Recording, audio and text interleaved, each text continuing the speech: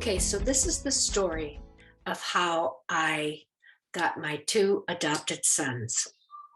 So, my husband and I married in our late 20s, and about mid 30s, I decided I wanted to have children, but not until I had had my first tubal pregnancy and had surgery. And then I saw the value of having a child. And so we tried again. I had another tubal pregnancy. Few years later, I tried again. I had a third tubal pregnancy. And it was just very hard, very disappointing, a lot of grief, a lot of sadness. So finally, one of the doctors I worked with heard about a young girl who was pregnant from a friend. And so he told me about her and would I like to meet her. So I went down. She was staying at the Door of Hope Salvation Army. And I went down to meet her, and she was a darling girl. And her mother came to town and met me and my husband. And sure enough, she decided that we were going to be the adoptive parents. Now, she was due any day to have this baby. So it happened right after my third tubal pregnancy, and I was only like a week out of the hospital, and I had a big abdominal incision, and I was in quite a bit of pain. But when she went into labor, I was so thrilled. So I went there and I stayed with her through the delivery, and then she had the baby, and we called him Andrew. So the next day, after they cleaned him and she got to hold him, we went the next day to get him. Well, we were just so thrilled. We had his baby room already. We had the crib. We had, decorations, everything, clothes, diapers, everything we would need. And we brought him home. So about a week later, I was at the gym and they paged me, and it was my attorney. And she said, Rochelle has changed her mind and she wants the baby back. I said, what? She said, yes. She said to tell you she's sorry, and she's going to come and pick him up tomorrow. Well, obviously, I was devastated. I went home. My husband and I put him in a little Moses basket. And I said, I can't bear to hand him to her. So I'm just going to leave him in the Moses basket in a friend's house. And then she could come later with her mother and get him. And that's what we did. My husband and I drove home in silence. Well, about a week later, I get another call, and it's from my attorney. And she said, Rochelle just called me. She's in Tijuana with the birth father.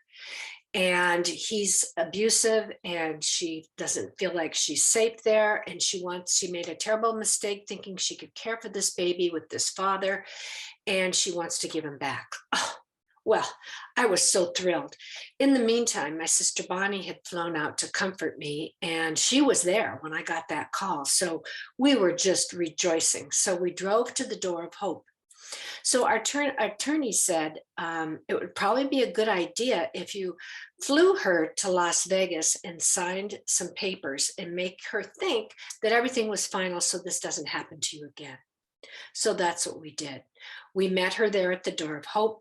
We told her she had to go sign papers, and Michael went to the airport, took her to Vegas. They signed papers there through another attorney, and we put her on a bus to go home with her mother to Northern California. We took Andrew home. We were just rejoicing. I had the baby shower, and it was just a time of joy.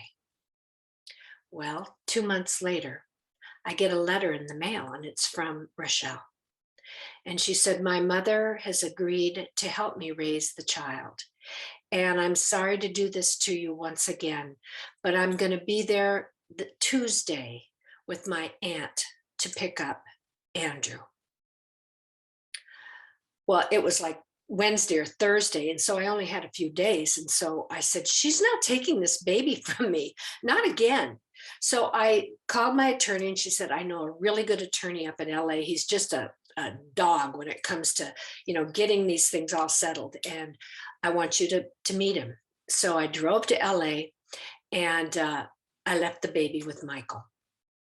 So I stayed at a friend's condo who was out of town, and I met with this attorney, and he said, we're just going to make her look unstable and just this young. She was 20 years old.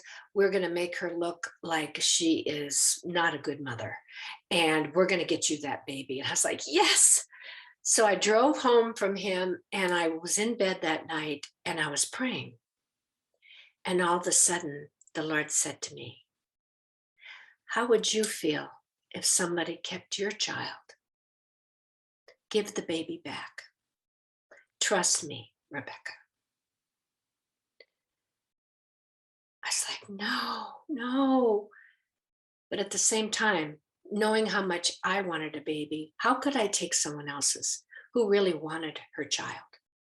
So I called my husband that morning and I said, I'm coming home. Forget the attorney. We're going to give Andrew back to Rochelle. He said, why? And I said, I just don't feel right about keeping her baby when she wants him back. So he agreed, and Tuesday rolled around. Well, I thought I had told her at one time when she was still pregnant, if you ever change your mind, I will never hate you. I will always love you in Jesus. So I thought, okay, the normal person would really be angry or hateful or whatever. I've got to be like Jesus. So I remembered, if someone asks you to go a mile, go 2. They ask you for a cloak, give them more. So I thought, I'm not going to just give her Andrew. She has nothing. I'm going to give her all my clothes, all my diapers, everything I have for that baby. And I was feeling happy about giving her all that stuff, much to my surprise. So I put everything in bags and she rang the doorbell and she was just trembling in fear. And I brought her in and I had Andrew in my arms and I said, Rochelle, I said, this baby was given to you by God. And I'm not the mother, you are. And I said, I give him back to you and I bless you. As much as I'm hurting and this is painful for me, I bless you. And I want you to know that I love you and I love that baby. And if you ever need anything, let me know. I said, I have all these things for you. And she just couldn't believe it. She was crying. She took the baby. She was kissing him. And off they went. And the door shut. And once again, it was an empty baby room. So it took us quite a while to get over that. And then we decided that we would try in vitro. So we went through all the in vitro and all the shots and the daily stuff. And they put the embryos inside and that failed too. So we were remodeling our backyard and we had dug a hole for a tree, a liquid amber. And I had my 4th tubal pregnancy during that time. And I almost bled to death. I got to Mercy Hospital just in time. And the doctor said, what do you want to do with the embryo? And he said, I can take it to the lab. I said, no, you're not going to take my baby to a lab. I said, you're going to give him back to me. So we went home and we buried the baby. We had a little ceremony in our backyard and we buried him and we planted the tree. Well, a year went by. No leaves on the tree, no buds, no nothing. Another year went by. No leaves, no buds. Finally, I said, Michael, I can't look out and see that tree one more day. I said, every time I look at that bare tree, I think of myself as barren. I said, today when you get home from the gym, I want you to rip that thing out. I can't look at it anymore. So I went out to sunbathe. It was like May. And I was laying like this on the lounge chair, staring at the tree, thinking about my life. And all of a sudden, the Lord said, did I not ask you to trust me? And I thought, yes. Why are you ripping the tree out? Go look closer. So I got out of the lounge chair and I walked across the grass to the back corner where the tree was. And I looked closely and there were little tiny buds coming out on the tree. So when my husband come home, I said, leave the tree. I said, it's gonna bud and blossom into leaves. I feel hopeful again. Well, do you know, exactly 9 months later, a little teenager in Ohio had a baby boy. And she was looking for somebody far away to give the baby to. And guess who that was? My sister knew the stepmother, and they all flew out, and she lived with me for her last month. And we were there at Eric's birth. And Kim handed him to me. I got to kiss him and say, hi, I'm your mommy.